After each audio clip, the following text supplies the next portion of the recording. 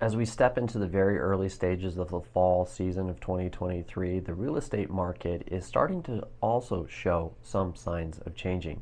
And in today's vlog post, we're going to highlight the three major things that I'm paying attention to from August's data that's going to help forecast your real estate decisions and what you should be thinking about as we roll into the rest of Q4 of 2023 and potentially into 2024.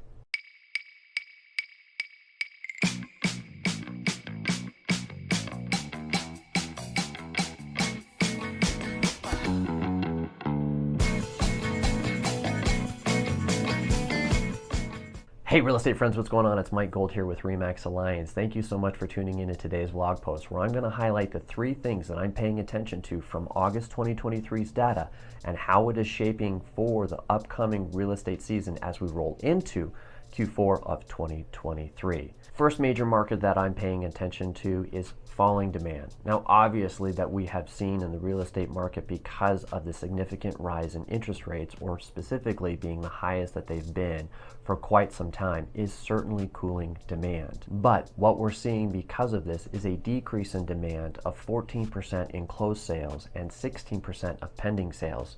Now, historically, August is a better month than July, and seeing these numbers go down tells me that home buyers more than ever are starting to become wary of the increase in interest rate that they have to pay, in addition to the significant rise of appreciation that has occurred over the course of the last 3 years. The next major key in which that I've been paying attention to is the rising supply levels. Now, it's pretty obvious that when we see a decrease in the amount of demand, that our supply levels are also going to decrease as far as the amount of sold listings and pending listings.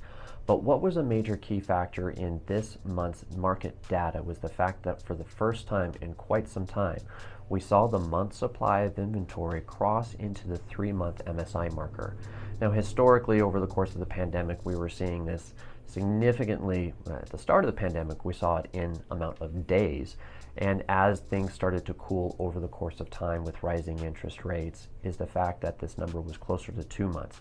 As we cross into 3 months, it definitely shows that buyers have a significant more footing in today's real estate marketplace than they have ever had over the course of the last 5 years. So, home seller, you certainly need to be paying attention to where the market is starting to shift when pricing your home.